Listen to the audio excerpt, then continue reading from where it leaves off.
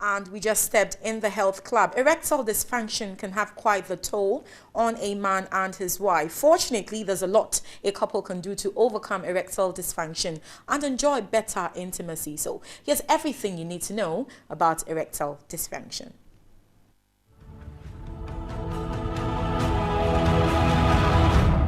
So we say that once a while an erection may fail, so that will not consider it as a disease process. But if it should persist for about 3 months, then we say that it has come to stay, it is established, and therefore we then say that an individual has erectile dysfunction. Good. So it means that it can't perform for about 3 months. You mean 3 months as in consistently not getting an erection for 3 months? Probably not consistent, but you realize that as each time moves on, it becomes more difficult and more difficult. So for the time the person notices the problem and the time they are reporting, we are giving ourselves about 3 months of having tried various ways of trying to get over it, but realizing that it doesn't succeed. Okay. So by our definition, we say that erectile dysfunction is the inability to achieve an erection, to maintain or sustain it for satisfactory sexual intercourse. So that's how we define it, and that is the way we look at it and then decide to handle it. Let's look at treatments for erectile dysfunction the scientific way, and then we'll look at the psychological and the stress level, how you treat that one as well. So for the scientific basis, we are looking at what are the causes and try to reverse it. So we say that it could be the blood vessels or blood going to the penis, it could be the nerves. Sometimes the penis itself as an organ has a problem. And of course, we talk about the psychological aspect of it. Good. So for our basis of management, we are saying that try and eliminate any of the issues that are causing the problem. So if it is diabetes, which is causing the vessels to misbehave, you want to manage it well. If it's hypertension that is making the blood vessels stiff and unable to expand, you need to control your blood pressure very well. So that's how we manage it, basically. But going forward, there are drugs for it. We have got what we call the Viagra and other groups. They are newer groups, but very, very effective. And we say that they are physiological. Physiological means that when you take them, they don't work until you are stimulated, until the desire is aroused. Before then, they will kickstart the process. And once... It's not like when you take back, you will have erection and you'll be walking around. Not at all. In fact, I'm contrary. In fact, people can take Viagra and it will not work, because the moment they get home, there's a fight with the spouse, it will not work at all. So it is important that, the natural things might happen. And also it's important that you don't take it on the blind side of your partner, because he needs or she needs to be part of the game. If you take it in the blind side, as some do, they'll take it at office and walk home and think it will work. No. They might be aware so that whatever help they need to give, they will give, and you get a maximum satisfaction from it. Okay. So these are various types of drugs, and they're effective. Okay. I wanted to talk about the disease, because you mentioned that certain diseases or illnesses can actually force you to have erectile dysfunction. Can you just throw more light on the kind of diseases that can affect a man's erection? Good. So we are saying that these diseases must cause the nerves to misfunction or not conduct well, or must cause the blood vessels to stiffen. So we talk about diabetes mellitus, sugar disease. That is one important which can affect both the nerves and then the blood vessels. In fact, people who have diabetes and it's not well controlled can tell you that sometimes even when their shoes fall off, they can't tell. They feel as if they are walking on foam because there are no sensations at all. Or they get injured and don't realize it. So the nerves are down. It can also affect the blood vessels. When you get hypertension, it can also affect the blood vessels. We all know that hypertension can cause somebody to get a stroke because blood is not going to the brain. In the same way, it can give you, quote, a stroke of the penis, so that blood will not flow to the penis, and so end up with erectile dysfunction. Then people have got high cholesterol levels, high fats. That can also be a reason, because the fats get deposited in the blood vessels, clog the blood vessels, and therefore blood cannot flow, and it gives you erectile dysfunction. So these are the major ones. Of course, surgeries in the perineum or surgeries around the penis can destroy the nerves and blood vessels, and therefore you can't get erection. In what way do the surgeries contribute to that? Good. So somebody has got surgery around, for instance, the rectum. Got surgery around the rectum because they got the cancer of the rectum or problems with the rectum. Some people have surgeries around the prostate. Some people have surgeries, even around the thigh. All these things can affect erections and make erections difficult. Then infections, especially sexually transmitted infections, another infection that hides in the bladder or hides in the prostate area, or if sometimes infection within the penis itself can also make erections difficult. So these are the group of diseases that can make erections very difficult. As you talk about the hypertension, the diabetes, these are diseases that you are managing for life, sort of. Some of them, I mean, like diabetes, you can have it for forever. Does that mean I'm going to be on drugs for the rest of my life before I can be stimulated, before I can have the erection?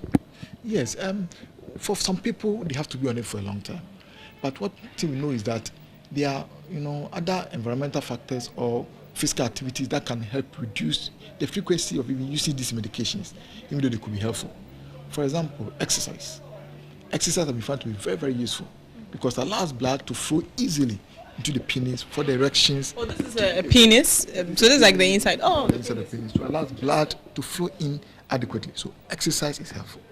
Cutting down on animal fat and other fat products that are not healthy can also allow a recovery from this erectile dysfunction.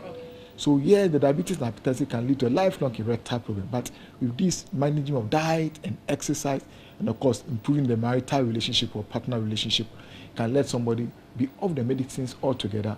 Or I've got people who say that it takes one tablet.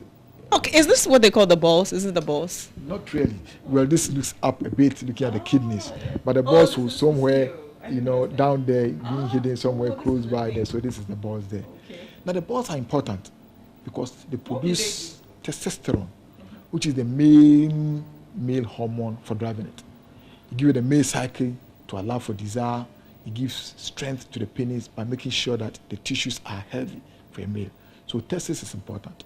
If you lose both testes, either because of medical therapy or because of accidents, then erections virtually disappears. Wow. Because the tissues in the penis then assume other functions, hardness and other characteristics that are not conducive for good erections. So when people actually say you don't have balls, it has a medical impact and a psychological impact. Oh, it does. If you don't have balls, a man needs a ball to keep your voice, to keep your hair, to keep your muscles, to keep erections. Okay. So balls are important for a man. If you lose the balls, then that is it. Okay. But we mentioned surgery as the cause of losing the balls or accidents. Some people also lose balls because they use anabolic steroids. That's what they use for bodybuilding. Okay. So the tablets and injections for bodybuilding can be a basis for which somebody will lose the balls because it virtually burns off the balls as it takes over the functions of the balls. Okay. But those steroids are not as potent as the one coming from the balls.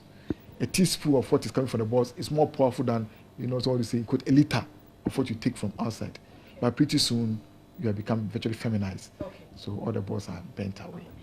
I know herbal medicine is also seen as, some of them are doing really well, and they tell you that if you take them, they can help you with your functioning and the like. What is your opinion on it? And do they help? Because now we have capsules that people can take, like the Viagra, as you mentioned. Yeah, we said there are herbal preparations that are available. I'll say they are potent. In other words, they cause erections to happen. Good. What we have realized from where we sit is the fact that the duration of acid can be very long.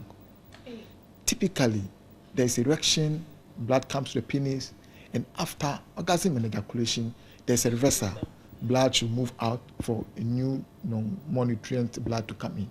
Now, for whatever reason, either because the dosaging is wrong, because the concentrations are wrong, because people are not taking it appropriately, they come in with erections that may persist for long, sometimes 4 hours, 5 hours, sometimes 3 days. If I've got one person who had erections on for as long as 1 month before you reported for extra attention.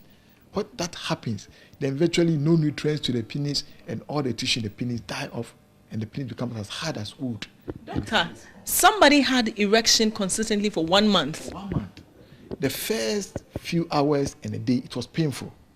He took a few painkillers and it was okay. By the third day, there's no pain at all because almost all the nerves there have been bent off. And so it is rigid, it is there, no pain. And he wears his boo-boo or wears something to cover it. He was going about his own business until he came back. Now, Doc, I want to talk about the myths, the misconceptions, and all of that. For a man, is it necessary for a man to be have an erection and be on top of a woman for an hour and a half before? Because a lot of people think that's when it means that you are really functioning well. Good. I will say that for us, if you talk about time, we are saying that an erection that lasts for about 2 hours is still safe in terms of oxygen coming to a penis. When you go beyond 2 hours to 4 hours, then it's detrimental. Good. But again, it's partner dependent. I mean, for some people, 5 minutes is enough for successful relationship and intercourse, and yeah, okay. For some people, 20 minutes. So when we talk about the definition, we're talking about satisfaction. Okay. For some people, if you stay for more than 20 minutes, it's a bother. I mean, you will never come back again. You are a bother. I'm tired. I'm distracted. So time is not an issue. Probably time is an issue between the two partners. What time is satisfactory for them, and that's what we see. But definitely beyond 2 hours, that is detrimental. Then we are losing tissue. I know earlier you talked about the fact that, if you exercise, you eat well, it could help. But just put it in bullet forms, in form, how people can prevent it, if that is even possible. Good. So prevention is, one, watch your lifestyle. There are things that are detrimental. Avoid excessive alcohol use, avoid tobacco, avoid anabolic steroids. That is what we will say.